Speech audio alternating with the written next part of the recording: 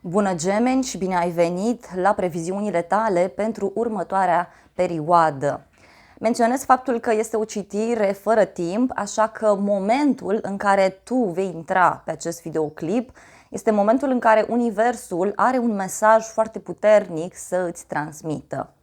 De asemenea, citirea este valabilă pentru toți cei care aveți luna, ascendentul, nodul nord sau un marcaj puternic pe astrogramă în zodia Gemeni. Iar dacă ești interesat de o persoană din zodia Gemeni, ești binevenit la această citire. Să vedem așadar, dragi Gemeni, relația dintre tine și o anumită persoană sau relația dintre tine și ceilalți la modul general vorbind. Hai să vedem ce trebuie tu să cunoști pentru această perioadă, care sunt mesajele pentru tine. La baza pachetului avem Marele Preot, o legătură puternică aici cu zodia Taur. Pentru unii Gemeni, nu este valabil pentru toți.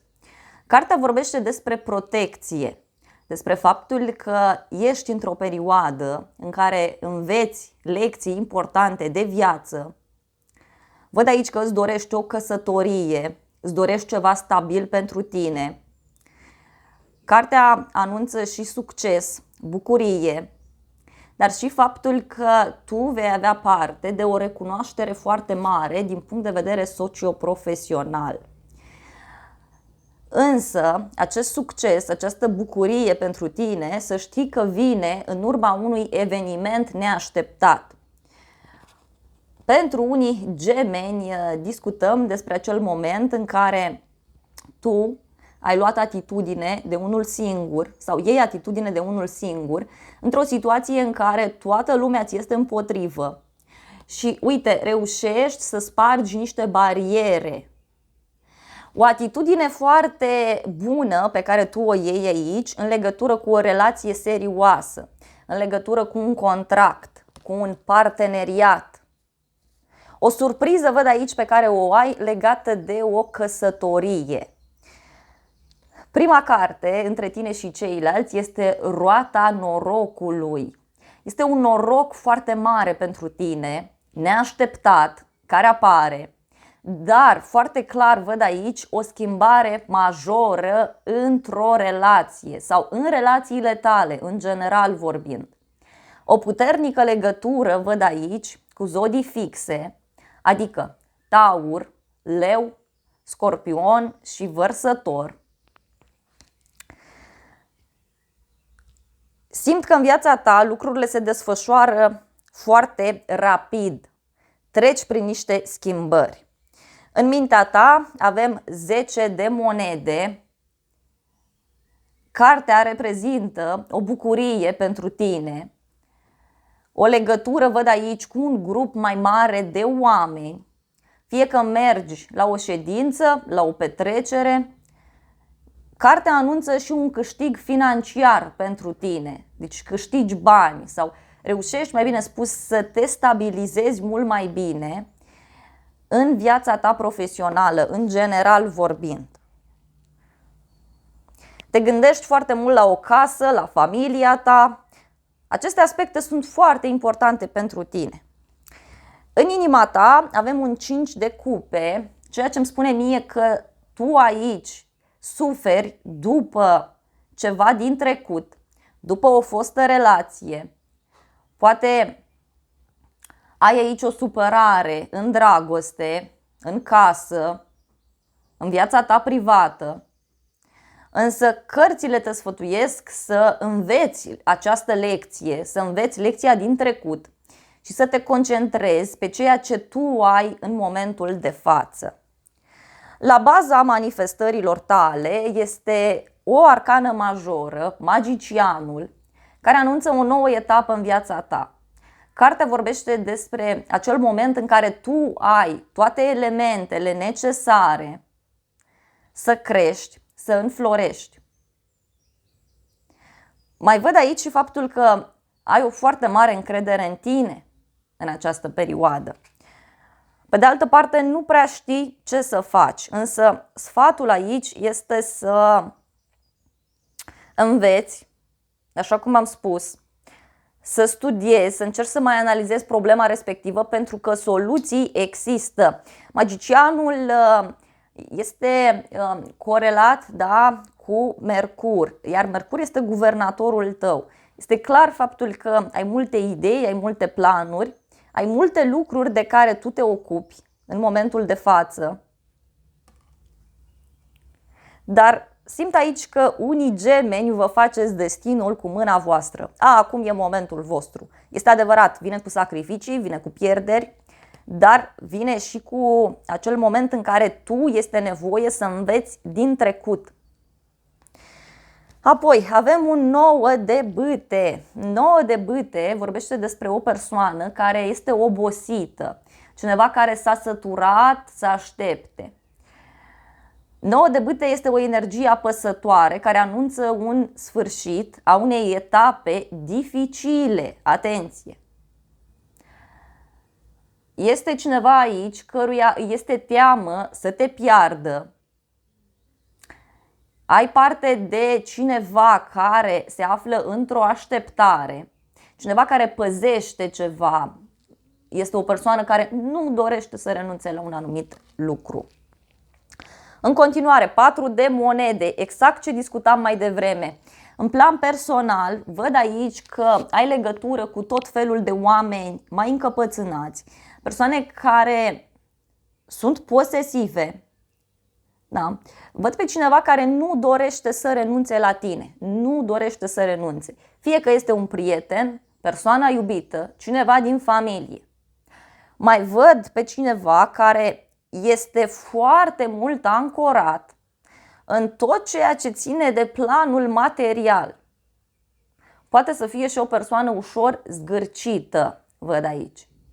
Dar și o supărare în legătură cu o casă, mai văd, sau o supărare în legătură cu niște bani. Dragi gemeni, unii aveți aici niște elemente din trecut, persoane, experiențe, proiecte. Sunt lucruri la care este nevoie să renunțați, pentru că dacă tu te vei concentra doar pe această parte negativă, lucrurile nu funcționează aici. Ultima carte pentru tine, Asul de cupe. Asul de cupe anunță o perioadă bună, o perioadă plină de succes, de bucurie. Văd o veste bună pe care o primești de la locul de muncă sau poate să fie aici chiar și un nou proiect care să apară în viața ta. O nouă persoană pe care o cunoști în cadrul unei adunări de oameni, deci la o petrecere, la un concert, într-o ședință.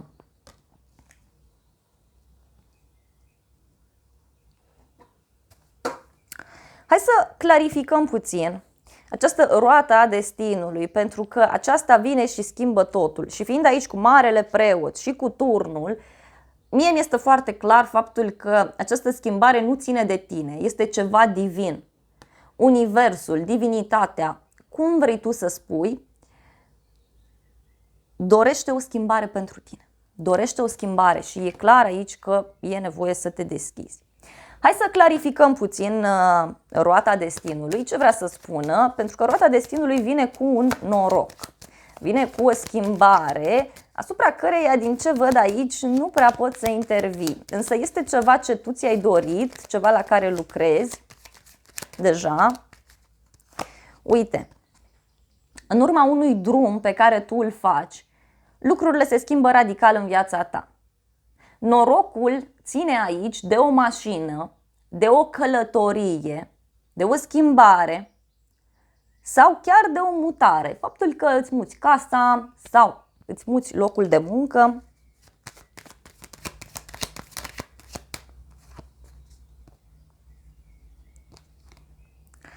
Această schimbare tu ai intuit-o, tu de mult timp stai acolo și lucrezi și îți dorești această transformare, această eliberare în viața ta. Și da, ea va veni cu siguranță. Cu siguranță va veni. În urma unui drum pe care tu îl faci, tu vei conștientiza niște lucruri, vei afla niște informații care vor schimba radical o relație în care tu te afli. Sau dacă ești un geamăn singur, să știi că ai ocazia să cunoști pe cineva. Într-o poveste de iubire, lucrurile se schimbă radical aici. Hai să vedem magicianul, da? La ce anume lucrezi tu aici, pentru că îți pui sufletul în tot ceea ce tu faci. Asta văd aici. Te ocupi de multe lucruri în același timp. Ești foarte prins într-o anumită situație. Tu, în ceea ce faci, să știi că ești ghidat divin. Deci, ai control asupra lucrurilor, dar este ceva aparent, pentru că divinitatea, universul, cum vrei tu să spui, te ghidează în alegerile pe care tu le ai de făcut.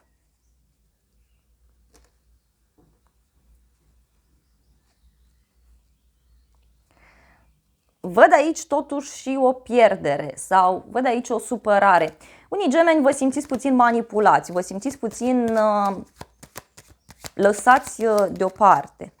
Uite, o întâlnire pe care tu o ai aici, cineva care îți vine în vizită, tu ieși în oraș cu cineva, te întâlnești cu o persoană și aici aveți niște discuții foarte interesante.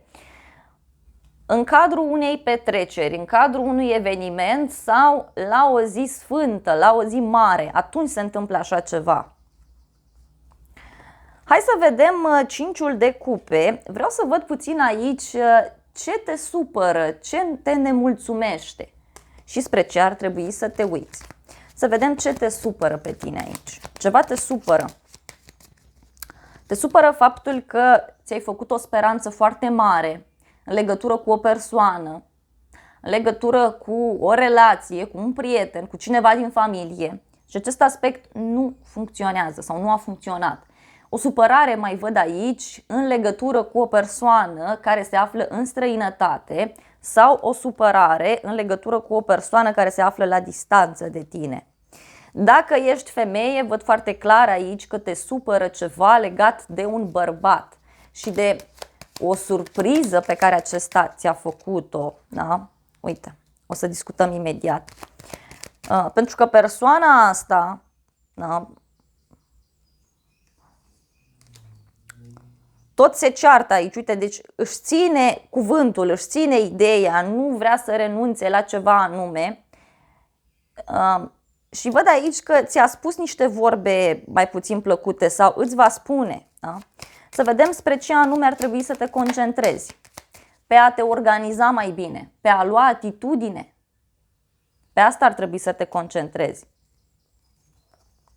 Hai să vedem 10 de monede în mintea ta, pentru că 10 de monede anunță un succes, o bucurie, primești bani, ai mai mulți clienți dacă lucrezi cu ceilalți oameni. 10 de monede reprezintă un apogeu, reprezintă o bucurie mare pentru tine. Și este ceva ce va dura foarte mult timp și este ceva ce tu intuiești.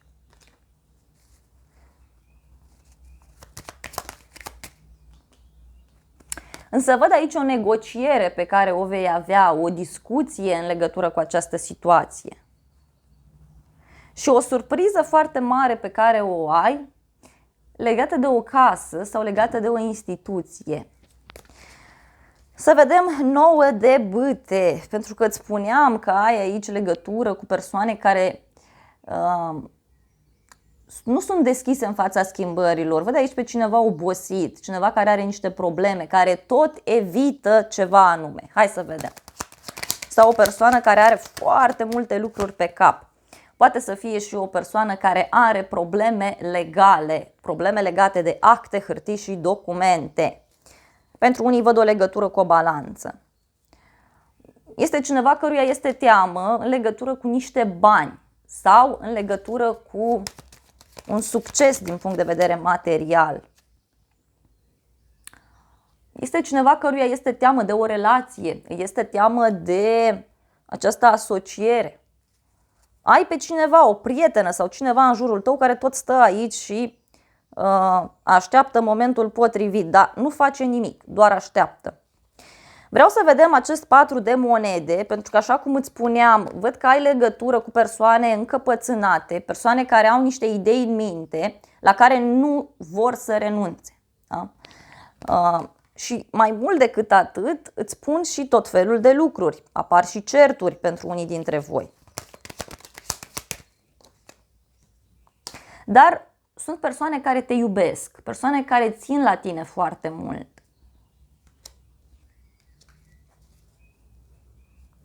Apoi avem Asul de Cupe, ultima carte, care vorbește despre o șansă extraordinar de frumoasă, un nou început magic, un proiect nou, o veste bună, dar și o nouă persoană care apare. Dar atenție, este o persoană care este temătoare.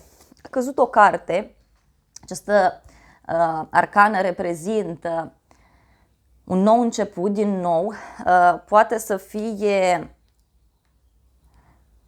și faptul că unii aveți legătură cu zona copiilor sau cu persoane mai tinere. Dacă ești singur sau singură, este clar aici faptul că apare cineva. Este o persoană care a fost rănită în trecut, care a suferit și care acum apare în viața ta. O nouă etapă într-o relație, văd aici, sau un nou proiect care este extrem de benefic pentru tine.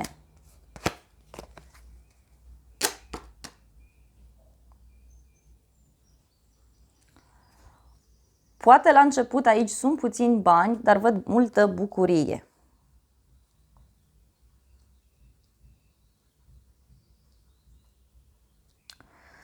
Mai văd pe cineva care este mai sensibil din fire și care reacționează într-un mod ciudat la aceste schimbări pe care tu le faci. Da? Hai să vedem, dragii mei gemeni, și un mesaj din partea Arhanghelului Gabriel, ce trebuie tu să cunoști în acest moment. Wow, dragi gemeni! În primul rând, avem un mesaj care vorbește despre naștere. O nouă viață, precum un nou născut, o nouă idee, vești bune și un proiect extrem de plăcut. Un proiect care ți aduce bucurie. Următorul mesaj, pentru că au ieșit două, este perfecționism.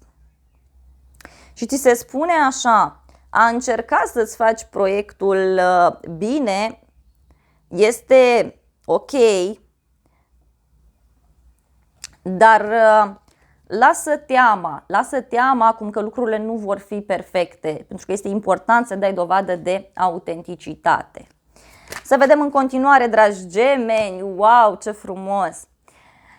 Din partea îngerilor romantici ai următorul mesaj, și anume copil.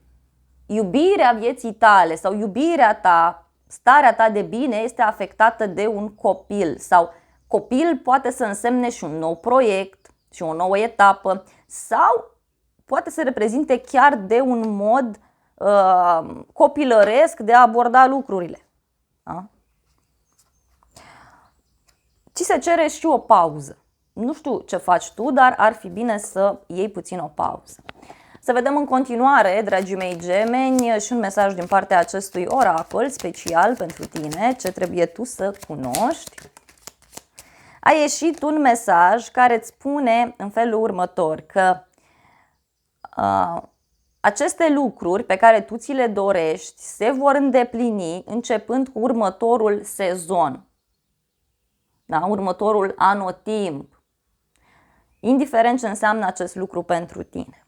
Dragii mei gemeni, acestea au fost previziunile de această dată. Eu îți mulțumesc pentru atenție. Nu uita să te abonezi canalului, să apeși clopoțelul, apasă butonul de like, funcții gratuite pentru toți. De asemenea, te invit cu drag și la o altă citire, dacă tu dorești să mai vizionezi.